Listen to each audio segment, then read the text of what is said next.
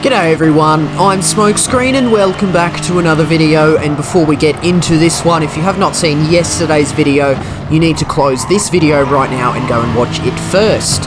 So continuing on from yesterday, we're going to jump out and set an actual decent qualifying time. So let's go through some of the braking points I used in this combination here. Turn 1 is just on the 100 meter board, and keep it in third gear in qualifying. You can just about keep your average speed up through turn 1 so that the downforce of the car keeps your speed up, and so you can handle power very well. Coming up through turn 2 is easy flat. Turn 3 is just before the 100 meter board, maybe 20 meters before it, and then we meet that first apex of turn 3 in first gear, and we manage to keep a very nice average speed up there to get the power down very nicely on the exit using first gear in this car.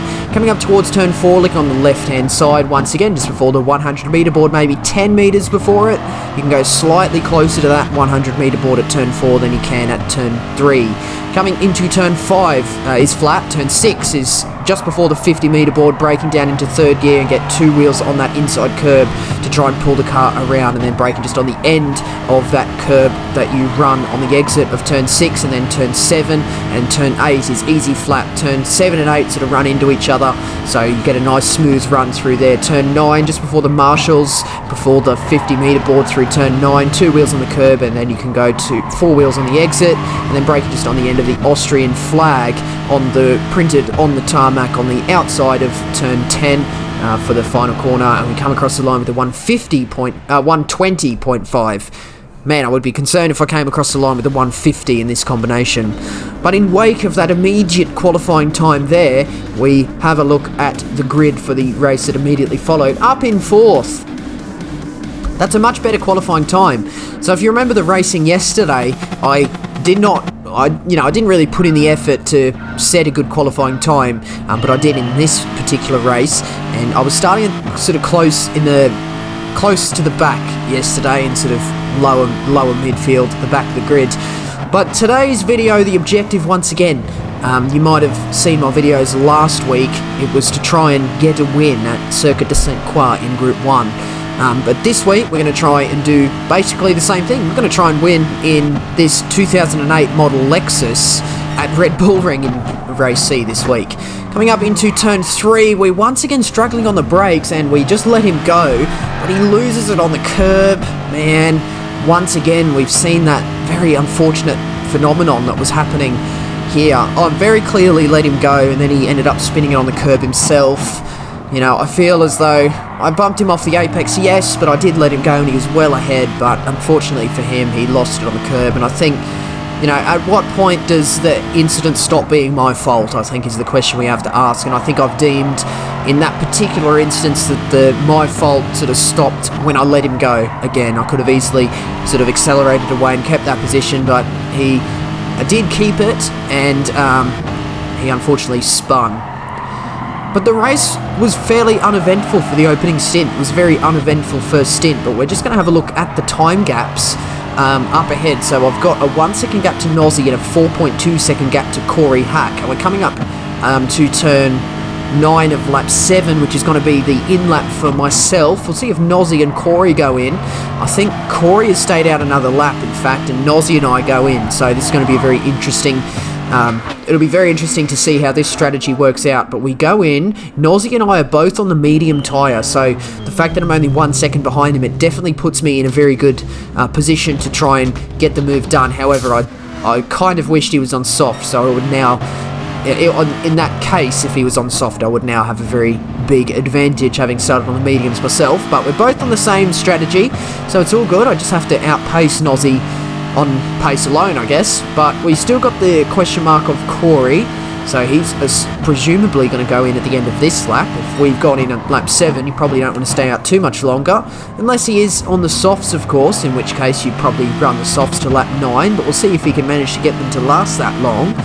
That is a very sizable stint on soft tyres, but we of course don't have too long to wait, only about a minute further to wait to see when Corey does indeed go into the pits, which should be fairly soon.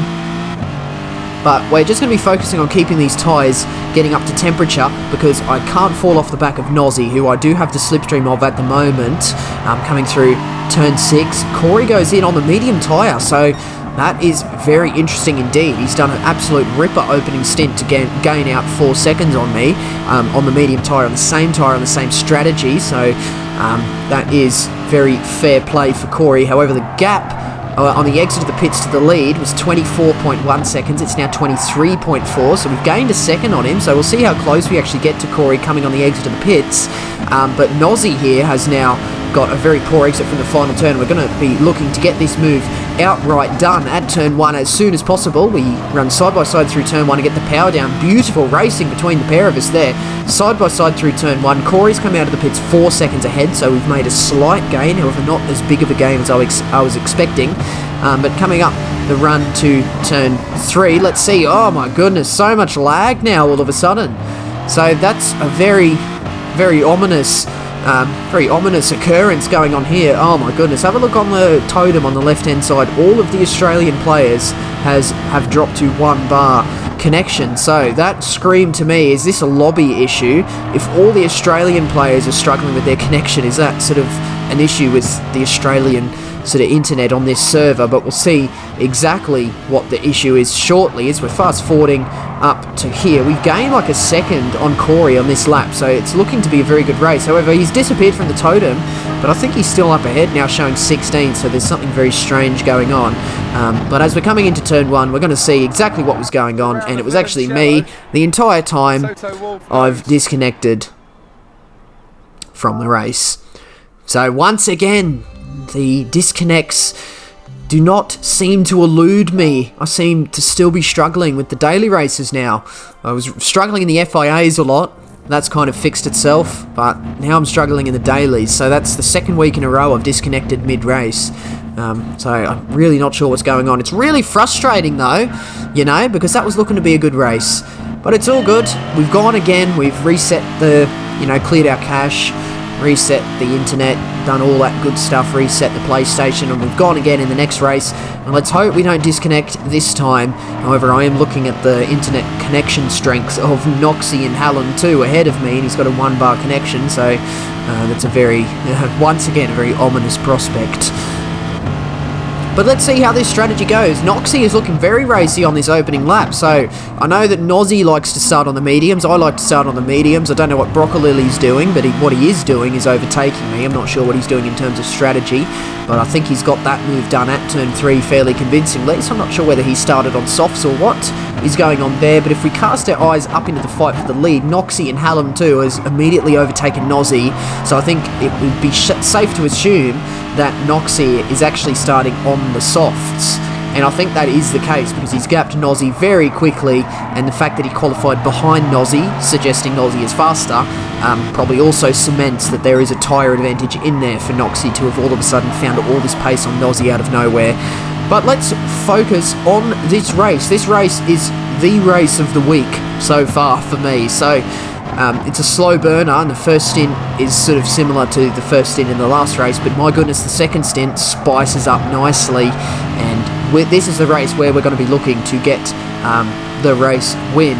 Broccolili makes a mistake in that final sector there and has got himself a half-second penalty. He'll serve that on this lap, of course. He's got that penalty soon enough to serve it on the lap that is immediately following, which is this one. We're going to grab his slipstream heading up towards turn 3, but he does have the slipstream in turn of Nozzy, so he's not quite got the pace disadvantage to me now that I have the slipstream. Breaking up into turn 3, we're looking down on the radar. I almost had a car looking up the inside, and I found myself in a very awkward position trying not to brake and run into the back of Broccolili, but also not let off too much to lose a further position. I end up bumping Broccolili a little bit, but he serves that penalty, and I'm able to get that move done down the outside heading towards turn 4, and then Broccolili takes it very easy into the following corner so as to not sort of run into me. Have a look behind, the slipstream is already broken and Broccolili's actually made a mistake running wide at turn 5, so that's unfortunate for him. Got a penalty and his race unravelled just before his very eyes. But let's have a look. What we're going to be looking at now is the gap to the leader.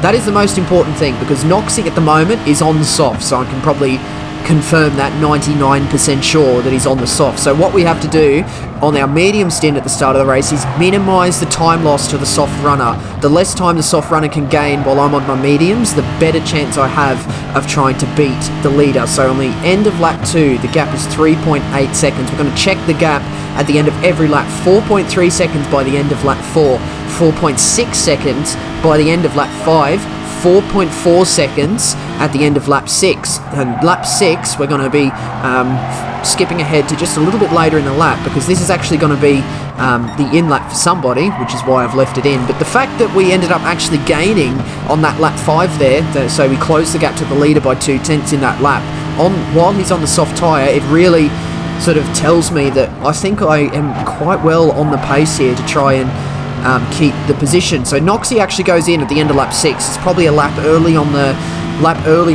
soft tyres. I felt as those soft tyres are good for 7 laps, but we'll see how that goes. He's gone into the pits about 4.5 seconds ahead. We're going to fast forward all through this in lap. For me, this is my in lap. Nozzy is also going to be going into the pits. He started on the medium. We've just about stayed about 1 second behind him. So we'll see how we manage to do in this particular pit phase. Coming in the pit entry, we get a shocking entry, just catching the grass on the inside of the entry, and it just threw the car into a slide. So we've lost time there, and that is very not good, because the car behind me was actually gaining all through that first stint. So he was right behind me when we went into the pit. So that's the car behind me. I thought I would see his name on the totem so I could tell you. There it is, Kate OXT.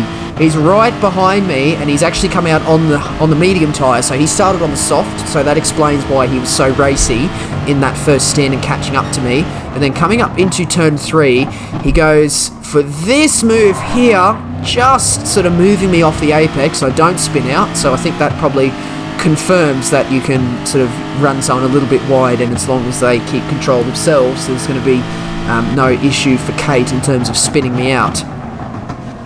But that's really frustrating for me. I've come out on the soft tyre, and just while the tyres were cold, I was just about susceptible to a little bit of a move by Kate ahead of me, and I'm now stuck behind a medium tyre runner. I have to get past this car as quick as possible. Like, the quicker, individual corners matter. If I'm stuck behind this car for an extra corner than I really have to be, that could really mean the difference between a race win. And he's really defending so hard. I'm just thinking, mate, we've got however many laps that is to go. That's like 7 or 6 and a bit laps to go. There's no way you're going to be able to defend from me for 6 laps, and I'm just losing so much time. Alan, there's a man driving at 9 miles an hour. Oh, get out of the way, man!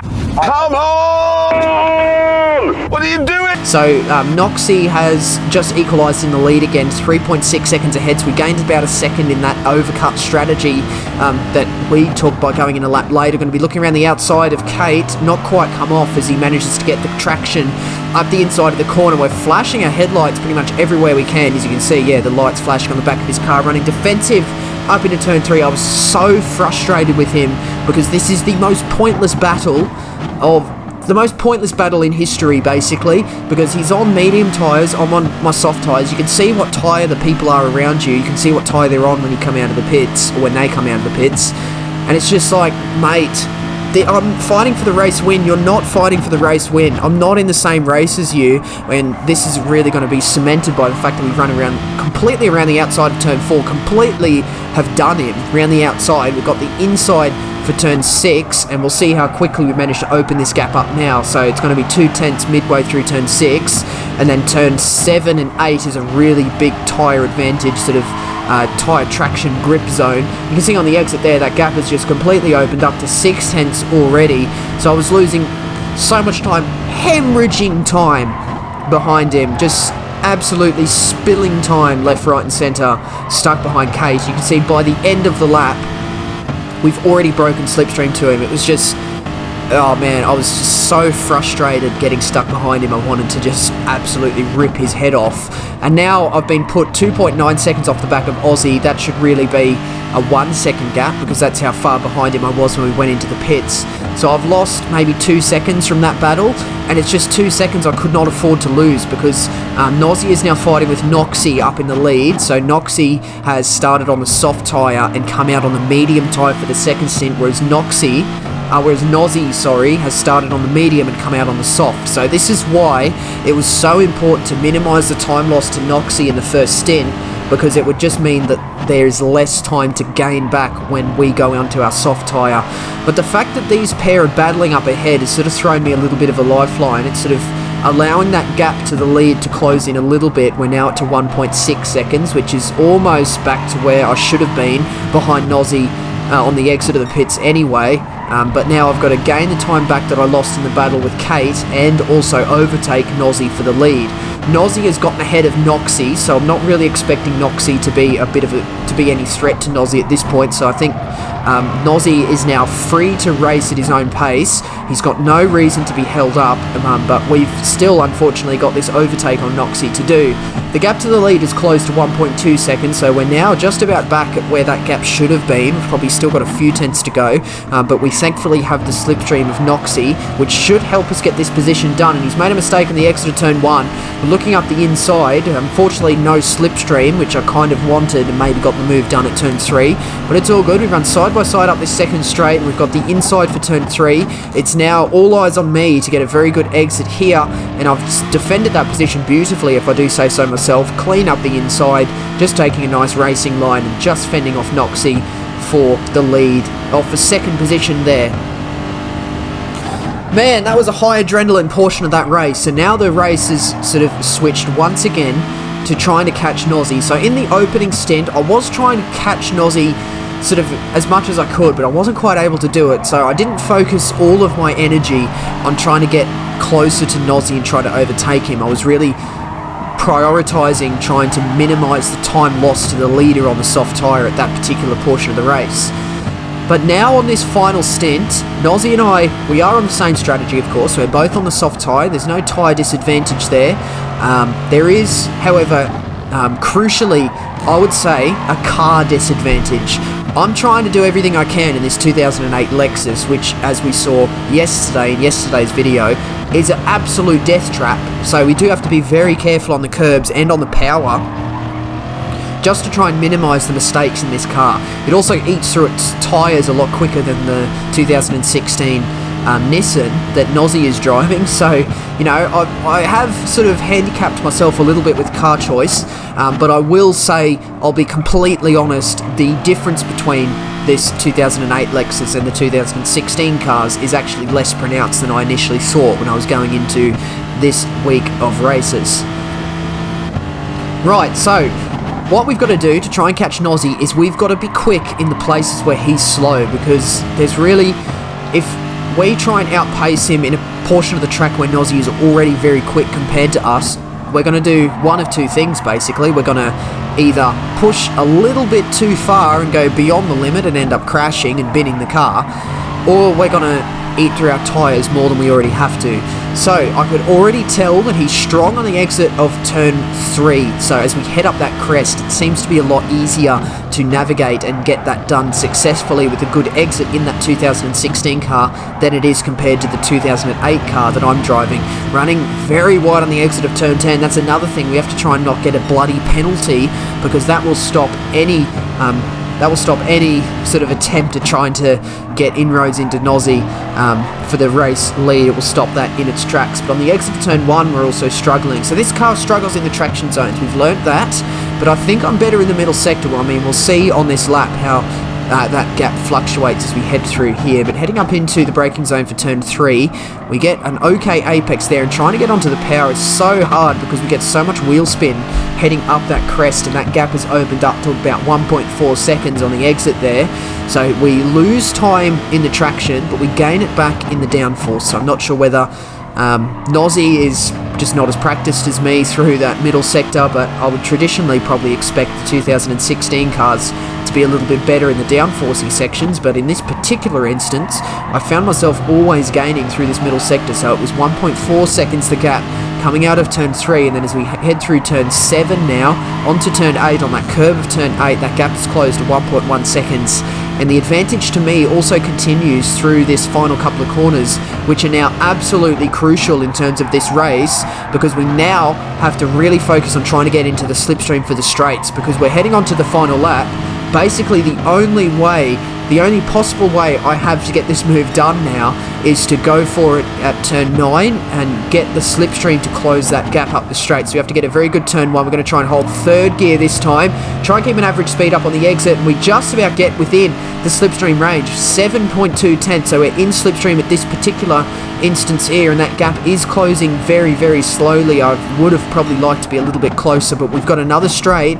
So important to get the power down well out of this corner. We get a nice apex that time, trying to get on the power as quick as we can, and then we have a look at that gap on the exit. We're still within that slipstream range, thankfully for us, but that gap once again not closing in quite as quickly as I would like. I think maybe those 2016 cars are once again slightly better in a straight line than this older spec car here. On the exit of turn 4, the gap once again still 7 tenths. We're coming up into the section of the track where I seem to be a little bit stronger than Nozzy, so we're going to be trying to get that done. We've run wide through turn 6, so I think the tyres at this point are dropping off, and that gap has opened up to 9 tenths. That was such a crucial error I couldn't afford to make, and I've run wide through turn 7 as well, and that gap has opened up to over 1.2 seconds now. Unless Nozzy makes a mistake through the final 2 corners, it is going to be a second, and through turn 9 he gets through there successfully. I run very wide, that's very close to the track limits on the exit of turn 9, and it's a 1 second penalty. Nozzy has also got there penalty free and mistake free, so he was going to keep that position regardless of my penalty. And just at the end, ultimately a 1 second on-track gap, but it is gone up to 2 seconds thanks to a 1 second penalty added to my race time. Oh man, so we did come across the line in second. Not quite the win we wanted, however, it was a very good race between myself and Nozzy, and even Noxy as well. Even though he was on a slightly different and inferior strategy, he was still a very, a very important character in terms of how that race went on. But wow, didn't quite get the win that I so wanted, and I wasn't able to go again. It was getting sort of later into the evening, and I was very hungry, and I needed to have my dinner at that particular time of day when I was doing those races. But I think we've just about managed to do that 2008 Lexus justice. I mean, if we just quickly recap the race, it was only a 1 second gap, and how much time did I say that I lost behind Kate on the exit of the pits? It was about 2 seconds, wasn't it? So I think without that little bit of a fight, that pointless fight I had with the car just after the pit exit, I think I probably would have been able to gain on him and gain the position back for the lead, but it doesn't always work out the way you expect. But nevertheless, at the end of the day, it was still a fantastic race, and I'm so glad that I was actually able to bring home a pretty clean result, very clean, quick result against a very fast driver in arguably an inferior car. But that's going to finish up this week of daily racing. I only jumped into race C for a couple of times, but I managed to get 2 videos out of it, and I hope that you enjoyed both. But that's going to finish up this video today, so do hit that like button if you enjoyed, and do subscribe if you'd like to see more videos from me. Do leave a comment as well. Questions, comments, and constructive criticism, as always, very much appreciated. But that's going to be the end of this one today, and that means that is it from me. So once again, I do thank you very much for watching. See you later.